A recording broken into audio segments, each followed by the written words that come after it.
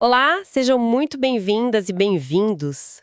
Hoje a nossa conversa é sobre energia, mas olha, esquece a conta de luz ou a bateria do celular, tá? A gente vai falar daquela energia que move a vida. A força invisível por trás de cada batida de coração, cada folha que brota. Nossa missão aqui é mergulhar nos materiais que a gente analisou e desvendar os três processos assim fundamentais que capturam, armazenam e liberam energia que sustenta tudo no planeta. Já pararam para pensar que a energia que o cérebro está usando agora para processar estas palavras tem uma conexão direta, sabe? Uma linhagem que remonta à luz do sol? Hoje a gente vai conectar esses pontos. E para começar, acho que temos que ir para a base de tudo. Uma palavra que todo mundo conhece, mas talvez não entenda por completo: metabolismo. É uma ótima palavra para começar porque ela é o centro de tudo mesmo. As pessoas ouvem metabolismo e já pensam em dieta, emagrecer. Ah, meu metabolismo é lento, meu é rápido. Mas o conceito é muito, muito mais amplo e, sinceramente, mais fascinante. De um jeito bem simples, o metabolismo é o nome que a gente dá para o conjunto de todas as reações químicas que estão acontecendo dentro de um ser vivo. Agora, não são 10, nem 100, são milhares de reações coordenadas acontecendo em cada célula sua. Milhares, nossa, isso é impressionante. Então não é só sobre queimar calorias. Exato. Queimar calorias, que é basicamente liberar a energia da comida, é uma parte importante sim. A gente chama de catabolismo. Mas tem a outra metade, que é igualmente crucial, o anabolismo, que é usar essa energia para construir coisas. Construir novas células, reparar tecidos, produzir hormônios. Pensa numa cidade que nunca dorme. Uma parte da cidade está demolindo prédios antigos para gerar recursos, isso é o catabolismo. A outra parte está usando esses recursos para construir arranha-céus novos, e isso é o anabolismo. O metabolismo gerencia essa cidade inteira. Gosto dessa imagem da cidade. O resumo que a gente analisou usa a analogia da sala de máquinas de um navio, o que também é ótimo. Fica essa ideia de algo que não para nunca, sabe? Trabalhando ali nos bastidores. E essa analogia da sala de máquinas é boa porque, se uma pecinha falhar, o navio todo pode parar. O mesmo vale para o metabolismo. Essas reações são a própria essência do que significa estar vivo. Sem esse zumbido constante de atividade química, não tem crescimento, não tem movimento, não tem vida como a gente conhece. Ok, a cidade está funcionando, a sala de máquinas está a todo vapor. Mas toda cidade e toda máquina precisam de uma fonte de energia primária. De onde vem o combustível que inicia tudo isso? Como é que a energia entra nesse sistema? Essa é a pergunta de $1 milhão. E para a imensa maioria da vida na Terra, a resposta é um processo de uma elegância impressionante: a fotossíntese. É o ponto de partida de quase toda a energia que circula no nosso planeta. É um mecanismo genial que plantas, algas e algumas bactérias desenvolveram para, basicamente, comer luz solar. Comer luz solar, que expressão fantástica! E como funciona essa receita? Quais são os ingredientes que uma planta usa para fazer essa mágica? A receita é surpreendentemente simples nos componentes, mas super complexa na execução. A planta precisa de 3 coisas básicas. Primeiro, luz solar, que é a energia pura. Segundo, água, que ela geralmente puxa do solo. E terceiro, gás carbônico, o CO2, que ela captura do ar por uns poros nas folhas. Certo, luz, água e gás carbônico. Exato. Dentro de umas organelas minúsculas, os cloroplastos, ela usa a energia do sol para quebrar as moléculas de água e combinar tudo com o gás carbônico. E isso cria 2 coisas vitais. E o que sai desse processo? Sai, em primeiro lugar, a glicose. É uma molécula de açúcar, basicamente. Essa é a comida da planta, sabe? É a energia solar convertida numa forma química estável. E o segundo produto, que é quase um resíduo para a planta, mas é fundamental para nós, é o oxigênio. Cada folha de uma árvore é uma pequena e sofisticada usina de energia solar. É incrível pensar nisso. Mas o material que a gente analisou destaca que o impacto disso é ainda maior, numa escala global, né? Ah, sim. O que é fascinante aqui é que esse processo celular minúsculo tem consequências planetárias. A primeira, e mais óbvia, é que a fotossíntese é a base de quase todas as cadeias alimentares. Pensa nisso.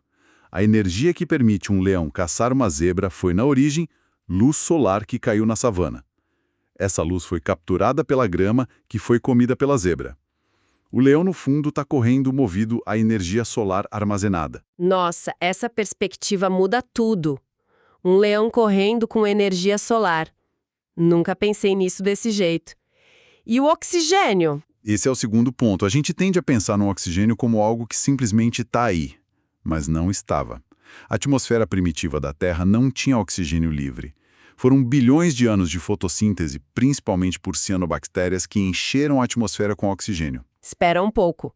Quer dizer que a atmosfera como a conhecemos, o ar que eu respiro agora, é basicamente um subproduto desse processo? A gente vive literalmente do escapamento das plantas? Exatamente. Vivemos na atmosfera que a fotossíntese construiu. Isso permitiu a evolução de formas de vida maiores, como nós, que precisam de muito oxigênio. Isso leva ao terceiro ponto, que é a ideia de armazenamento. A luz do Sol é efêmera, só tem de dia. A fotossíntese converte essa energia luminosa em energia química, guardada na molécula de glicose. A glicose é tipo uma bateria molecular. É como a vida guarda a energia do Sol para usar depois. Essa ideia de energia guardada é ótima. Glicose é a bateria. Mas ter uma bateria carregada não adianta se a gente não consegue ligar o aparelho, né? Como é que a célula efetivamente usa a energia dessa bateria de glicose? Perfeito.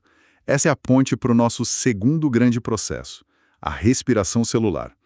Se a fotossíntese é carregar a bateria, a respiração celular é apertar o play e usar essa energia.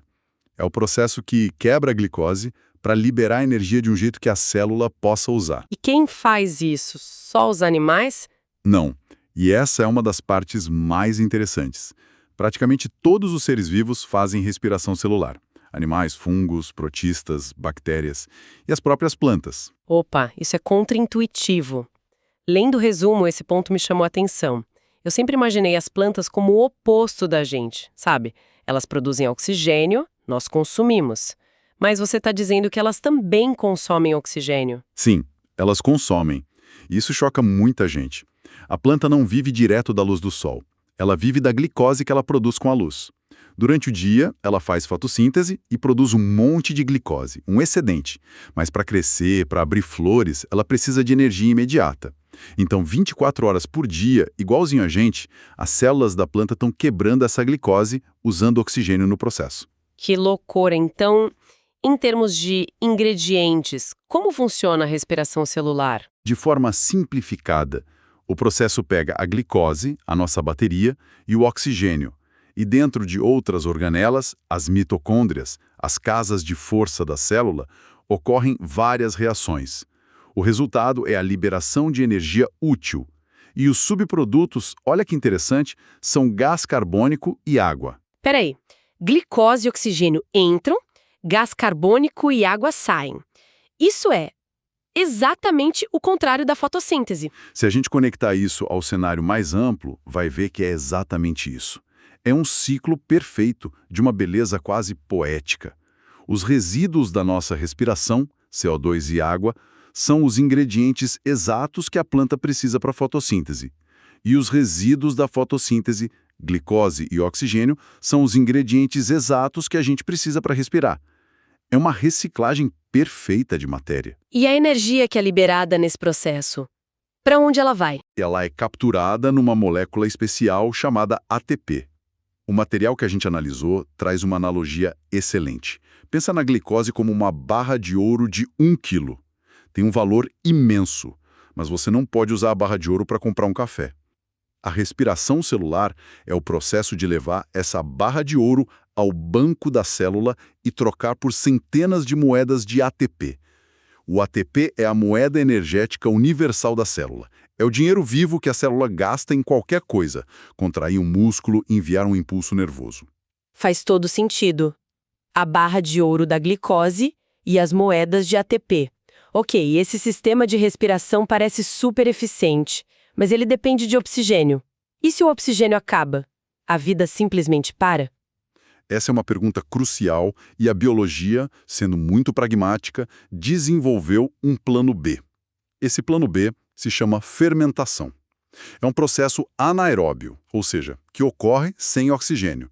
Para extrair um pouco de energia da glicose, é a solução de emergência. O resumo usa a analogia de um gerador de emergência. Não é tão potente quanto a rede elétrica principal, mas mantém as luzes acesas quando precisa, né? Exatamente. É uma via metabólica muito mais antiga, evolutivamente falando. É menos eficiente, extrai muito menos ATP da mesma glicose, mas é rápida e não depende de oxigênio. E a gente usa isso para um monte de coisa prática. O material detalha 2 tipos principais. Quais são eles? O primeiro é a fermentação alcoólica. É o que as leveduras, que são o tipo de fungo, fazem. Elas quebram a glicose e produzem álcool etílico e gás carbônico. A humanidade explora isso há milênios na produção de cerveja, vinho, cachaça. E o pão? O resumo também fala do pão. Sim, no pão o álcool evapora com calor. O que interessa para a gente é o outro subproduto, o gás carbônico. São as bolhas de CO2 liberadas pelas leveduras que ficam presas na massa e fazem ela crescer, deixando o pão fofinho. Incrível. Então, o gás que faz o pão crescer e a cerveja ter espuma é a mesma coisa. É o resultado da levedura, respirando sem oxigênio. E qual é o segundo tipo de fermentação? É a fermentação láctea. Nesse processo, a glicose é convertida em ácido lático. Algumas bactérias fazem isso e a gente usa para produzir iogurtes e queijos. Mas o mais interessante é que as nossas próprias células musculares também fazem isso. Agora eu acho que entendi aquela queimação na perna quando eu tento subir a escada do metrô correndo, é isso. Exatamente isso. Quando você faz um esforço muito intenso e rápido, seus músculos precisam de ATP mais rápido do que seu corpo consegue entregar oxigênio. A demanda supera a oferta. Então, para não parar, suas células musculares ativam o gerador de emergência, a fermentação láctea. Elas produzem ATP rapidinho sem oxigênio, mas como subproduto acumulam ácido lático. É esse acúmulo que contribui para a sensação de queimação. Que fantástico! Então, o que tudo isso significa, né? Significa que um processo bioquímico que parece tão abstrato está por trás de uma taça de vinho, do pão do café da manhã e da dor muscular depois da academia. A biologia está o tempo todo conectada ao nosso dia a dia. Precisamente. São os exemplos perfeitos de como esses processos celulares têm um impacto direto e tangível no nosso mundo. Certo. Então vamos amarrar tudo isso. A gente seguiu a energia desde um raio de sol até a queimação no músculo. Se fôssemos resumir essa jornada, como seria? A jornada começa com a fotossíntese, a grande usina solar do planeta, capturando a energia luminosa e armazenando na barra de ouro da glicose, e liberando o oxigênio como um presente para o resto de nós. Depois, vem a respiração celular, o banco eficiente que usa oxigênio para trocar essa barra de ouro por centenas de moedas de ATP, a energia que realmente move a vida. E por fim, quando o oxigênio falta, a fermentação entra como o gerador de emergência inteligente, garantindo que a vida continue. É uma dança química incrível que conecta todos os seres vivos, desde a menor bactéria até a maior das árvores, todos participando desse mesmo fluxo. E o que emerge disso é a imagem de um fluxo contínuo e interligado. A energia não é criada nem destruída aqui, ela só muda de forma, de luz para química, de química para movimento, calor, pensamento. Entender esses 3 processos é a base para entender como os ecossistemas funcionam e, no fim das contas, como a vida na Terra é possível. Foi uma jornada e tanto, mergulhar nesse fluxo de energia, realmente nos conecta a tudo ao nosso redor de uma forma muito mais profunda. E para encerrar, talvez valha a pena deixar uma reflexão. A gente discutiu aqui o fluxo natural de energia que sustenta a vida há bilhões de anos. É um sistema cíclico, sustentável e movido à energia solar. Isso nos leva a uma pergunta importante, né? Como as fontes de energia que a nossa civilização desenvolveu, principalmente nos últimos 200 anos, se comparam a esses ciclos biológicos? E de que forma o nosso jeito de gerar e consumir energia interage ou, em muitos casos, interfere nesse delicado e antigo equilíbrio planetário que a gente acabou de descrever? É algo para se pensar.